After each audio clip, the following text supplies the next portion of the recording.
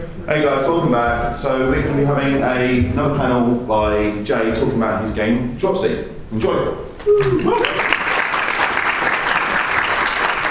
Hello everybody.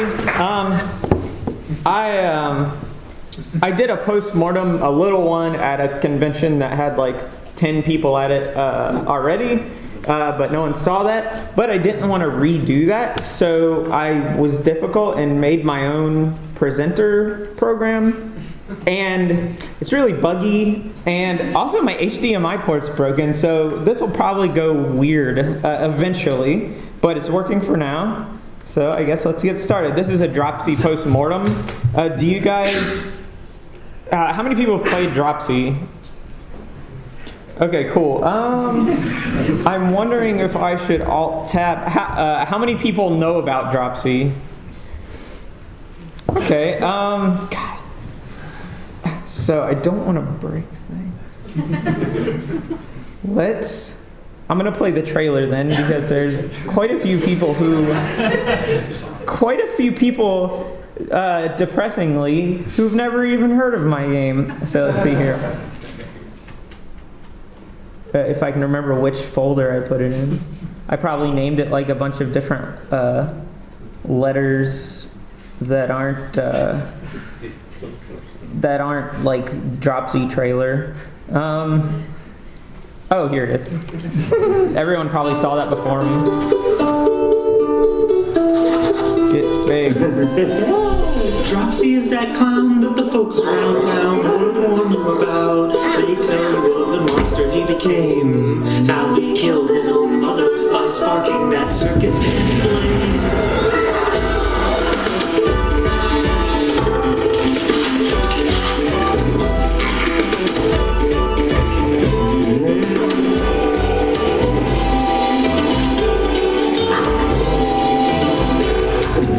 Dropsy is that clown that the folks around town are on about, and he cares for them all anyway, with his signature smile and warm, damp, loving embrace. Dropsy is that clown that has secrets even he doesn't know about, mysterious mysteries away. With the help of his friends, they'll uncover it all in the end.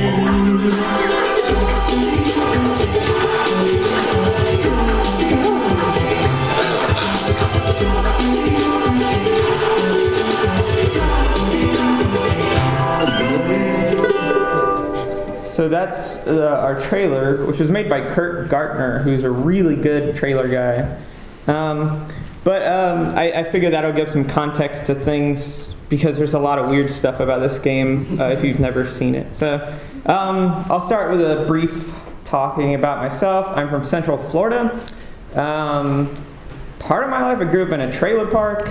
It was depressing. My parents were cool though. I didn't get like beat or whatever normally happens there. And I started making games in 1999 when we first got a computer and the internet, with programs like Click and Play and the Games Factory and Multimedia Fusion. I was an academic failure too, that's why that's there. Oh wait, no, go back, Dropsy, no! See, I told you. Okay, I can speed him up a little bit. Okay, this is what, yeah, there we go, the Games Factory, Click and Play, good stuff. Anyway, so I dropped out of high school. Long story, I was a bad student. I was well behaved, I just didn't do any work. So I started doing a bunch of jobs that no one should ever have to do. So really, when I graduated, or was supposed to graduate high school in 2005, the only way to make games, as far as I understood, was to go get some kind of computer science degree or go to an art school, which really looked out of the realm of possibility for me. So I just started doing those jobs, and I still did it as a little hobby, and I tried to start a prog rock band too. But that's all I did for like 8 years of my life. And until I saw a lot of these guys I grew up with in that Click and Play community start to sell their games, low resolution games, One of my games in 2004, I was, 17 or so, was this Dark Aftermath game, and it was just like a zombie shooting platformer. But Dropsy's sprite was going to be a clown boss in this game for a circus level. And I'm glad I never finished it because I fixed him up and then reused him in this forum game on Something Awful in 2008. So this is kind of how he looked back then, and my art was significantly worse, and I made it all in MS Paint, so it took me forever. And there was text in this. But basically, I would post panels on this forum, and then people would, not going to put that, guys. And people would say, take the first left, It was basically a little adventure game on a forum. And then people told him to put clown makeup on his dog. And that's kind of where that came from, It doesn't even look like a dog. That's how bad I was at art. It's really bad. Anyway, so that's where he started. And you can, if you go to that URL, my website /Dropsy2, you can read the original thread of it. And yeah, he was well received there. So then people started asking me, why don't you make a game? And I was like, I like adventure games, and I already know how to kind of make games. So I did a small Kickstarter in 2011 to buy the newest version of Multimedia Fusion. And if you know anything about Click Team products, they're not really good to make adventure games with. So that was a very bad decision for me, but it succeeded, and I did buy Multimedia Fusion and failed. And then so I moved to AGS. I had friends in the community, and I lurked the forums of AGS, so I figured I could do that.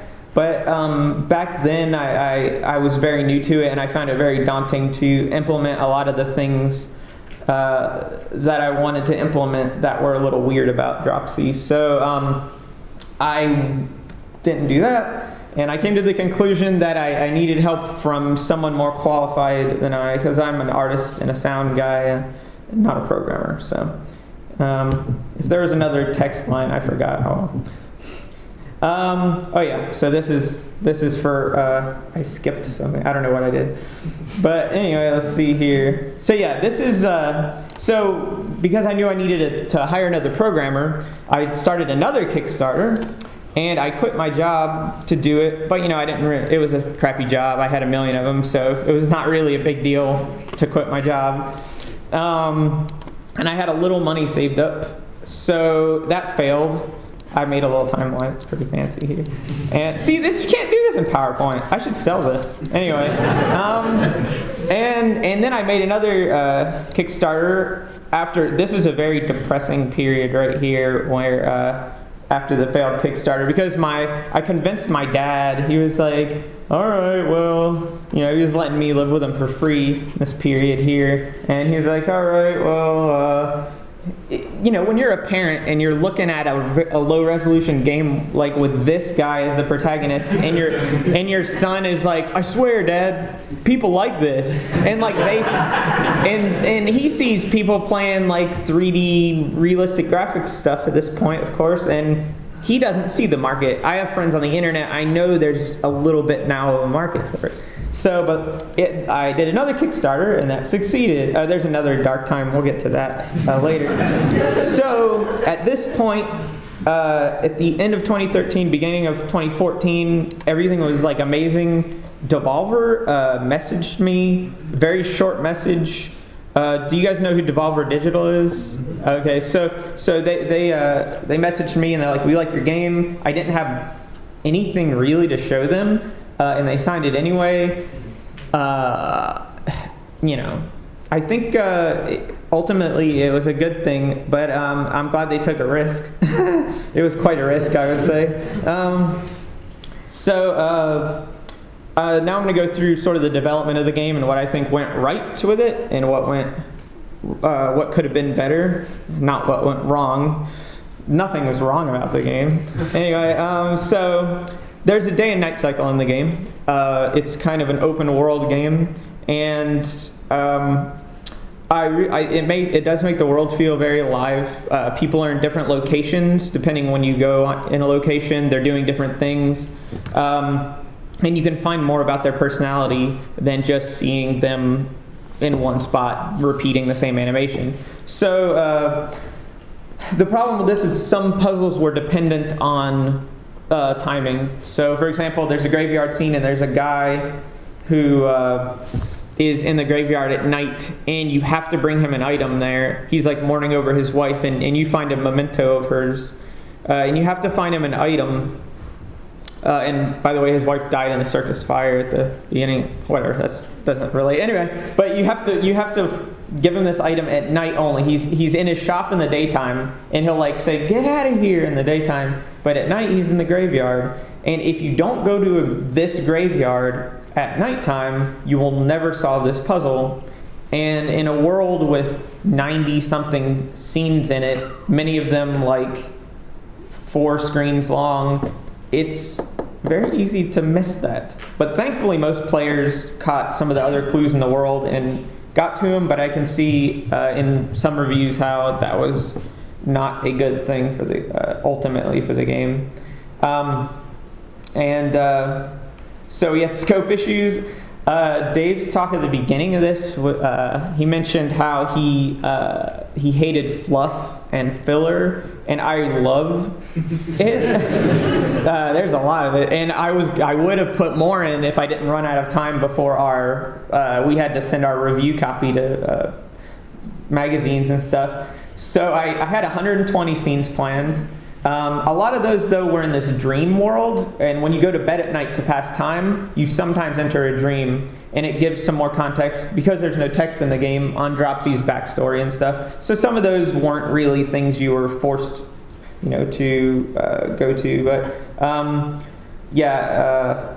this was it was my first giant project. I was just very bad at. I had this huge bed of lore that I developed over years since 2011, and I didn't want to let any of it go. Like I didn't want to.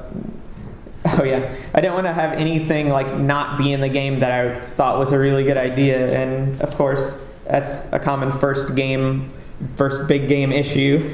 So the other thing was there was supposed to be a little fake Nintendo where there are cassette tapes in the game world where you can play them in various cassette players, and that got implemented, but there was a similar thing where you could find cartridges and play them at home on your Nintendo. And so on the last day before release, we colored over the Nintendo, but in some press photos and in a certain cutscene in the game, you can still see the Nintendo. And so I had messages from people who were like, "How do you get the Nintendo? I saw it pop in there. Where's the Nintendo?" And that's what happened to the Nintendo, if anyone's, or the fake Tendo or whatever you want to call it. That's what happened to that. My irresponsible scope issues. So one of the things about the game that I wanted to do was not let any character be just a pastiche of a personality type. Like there's a record store owner with dreads, and a shrill like preacher lady who's unpleasant to listen to, voiced by me.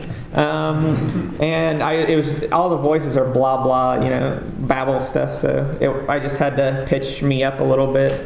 I mean, I already have a little bit of a high pitched voice, but So there, I have a lot of ideological and philosophical beliefs. Theological beliefs about human value, and I didn't feel comfortable. A lot of these NPCs hate you at the beginning of the game because they blame you for a fire that killed some people in their town, and I didn't want them to really be your enemy. I wanted you to be able to find out more about them and understand why they're so mad at you and why they're being an obstacle in the way of you progressing, and through that help them and then convince them that maybe you're not a monster, you're just So I wasn't a lot of that was going to be expressed through these little areas you could access with your mouse and bird companions, and you could see their rooms and things about these characters, and it was just way out of my ability to add before the game came out, and it would have added a lot more scenes for people to go through and wonder, is there an important item here? What am I missing? When it's really just story coloring. So those were cut, and as a result, a lot of the NPCs feel a little thin to me. To people who play it, they don't really, oh, you could have been watching those guys the whole time. But to people who play it, I don't really hear a complaint about that very often. So maybe that's just the thing that bothers me about the game. But I really wanted to flesh all of the NPCs out. And one of the I guess goals of the game is to hug everyone. Every NPC is huggable, which means they all have something that they're lacking or something they're sad about at the beginning of the game, and through context you can find out what it is and you can help them. And then they'll usually let you hug them. And so let's see what the next one is. Oh god, yeah, here we go. I'll come back to the hug thing later. So this is probably the most stress-inducing part of making the game.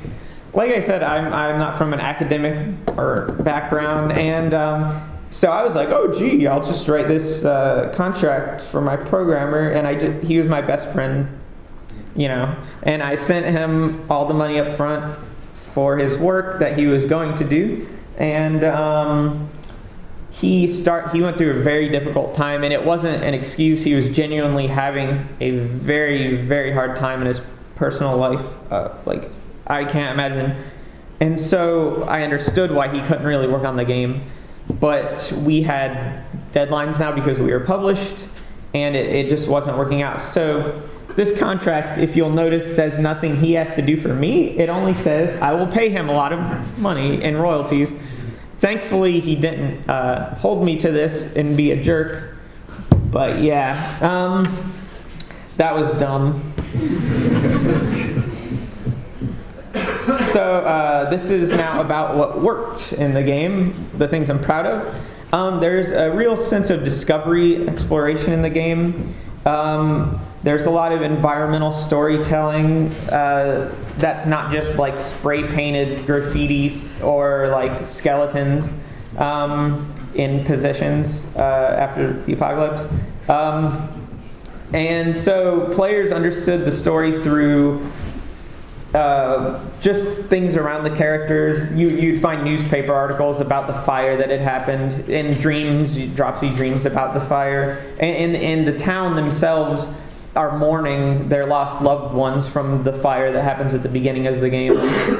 So the game doesn't really tell you anything. You just, as you're going through these scenes, put it together that this happened. People blame you for it, and there's this. As a lot of indie games tend to do, because Dropsy he has communication difficulties. I didn't want there to be any text in the game at all. The only text that's in the game is Dropsy in the title screen. So I made this weird sort of English substitution language where it's just glyphs, and you can figure out what letters they are by going on the internet and Googling it now. Everyone already did all the work for you. But so that worked well, I think, because it didn't allow you to just fall back on reading. You really had to look to comprehend, look at detail in the world. And like Dropsy, he can't fall back on reading. He had to look at other things going on. So a lot of the puzzles, it's an open world game, and it has about 3 main puzzle lines that all must be completed, but a lot of those can be completed in multiple orders. You do, on the world map, there are like little waypoints that kind of blink and show you these are your current tasks that you're doing in the areas where you received the task. So what we did with the early puzzles was purposefully sent you through areas where you'd pass by an NPC that later would be referenced by someone else. And then you'll remember, oh, the hippie guy's over there that this guy knows. I'm going to go back over there. So you kind of get, a lot of people feel lost, I suppose, at the beginning because the world is so big. But I feel like it was so rewarding when you started wandering around and learned the layout of the world, later that it was worth the, I don't know, 20 minutes of feeling lost at the beginning, because you're really kind of learning this world. Next, speed up. Okay. Yeah, there we go. Okay. So simplified UI, this is something a lot of new adventure games do. Oh, there's only 2 of those. Okay, cool. So no combining items. One thing I noticed when we were testing the game is people click on every item in your pants, your inventory, and then click on every other item in the world or every other NPC in the world and try to get one to work. Because they're used to adventure games working this way. So I figured if we had combining items, that would be exponentially worse, because then they try to combine every other item on every other item, and I don't think it really would have added a whole lot to the game. So if you wanted to combine an item, there would be an item in the environment, and then you use an item on that, and then pick it up. That only happens like twice. And then it's just left click only, no right click, which made it really easy to port to iPad and stuff. Oh my god, animation speed. Okay. Okay, so the companions were great. I think I probably got the idea from the Blackwell series for this, even though it's been done in a few other adventure games, and Primordia, where you have these companions that you meet, the mouse and the bird you rescue from bad situations throughout your journey, and they're able to do things that you can't do, so it adds another element of remembering, oh, I saw a mouse hole in this part of the world, let me go check it out. And then so you have this new sort of, I guess, desire to go around and see what little secrets you can find. And it's really cute. I really like in like Earthbound and RPGs where you have your little party following you around everywhere. It made me feel good when like a new person would be following you everywhere. So you have these like 3 little animals following you, and yeah, the dog can pee on things that look like fire hydrants. There was going to be like a weird meta game where he's supposed to conquer the map by peeing on all of the hydrants with like a competing dog, which if we can, we're going to reinstate in this January. I'll talk about it later, but there's a January update with all the stuff I couldn't fit in. Well, most of the stuff I couldn't fit in. The team talked me down from some of the more useless things, but yeah, not peeing. I'm going to try to put that in there. But so one of the things I was really happy about was the hug wall, which is a way of when you complete a puzzle or hug a person, Dropsy, and you go back to your house, Dropsy has colorings of every person that he's hugged, and he puts it on his wall. And if you zoom into each one, it's a very crudely, colored version of each one of them, and he adds a clown face on each of them. And it's just a cute way to keep what puzzles you've solved in line, and remember, oh yeah, I helped him, and who you have left to help. And it was very, it worked well within the context of the world, and it gave him some personality, how he maybe sees them. A lot of these people are mean to you, even after you help them, and he just sees them as, I don't know, people he loves. So, the soundtrack was really good. There's a video I was going to play of him recording it, but I think I will, for time issues, I think I'll skip that right now. But I'm nerdy about this, but there was a real Mellotron in the studio that they had. So we got this real keyboard that's really dorky that like 5 people here. How many people know what a Mellotron is? Okay, like 10. Okay, cool. And then the Dreamworld soundtrack. I'm into music, and I really wanted to get my hands into the music, and Chris Schlarb is very much wanting to work on his own. So I was like, okay, well, I'll just do the dream areas. So I was able to get my hands dirty and have my own input in the audio of the game, which made me happy. And everyone, as far as I've heard, reviews mention this as a very high point, the soundtrack. So it was good. No text has been very a boon for the game. I really like it on the level that even if there's no localization changing what things mean for people. Of course, if you grew up in a different culture, you're going to understand visual cues differently. But I love the idea that even if you can't read, which not many of these people will probably be on a computer, but even if you can't read, you're going to be playing roughly the same game as someone who's highly educated or whatever. And I also liked that when players describe characters, they all have, because there's no text, there's different weird ways of describing them. The walkthroughs were very interesting. Dropsy, the people who live with Dropsy, some people think it's Dropsy's dad, some people think it's his brother. There's a photo album that'll clarify that, but I'm happy with just in the game, but I'm happy with just letting people think whatever.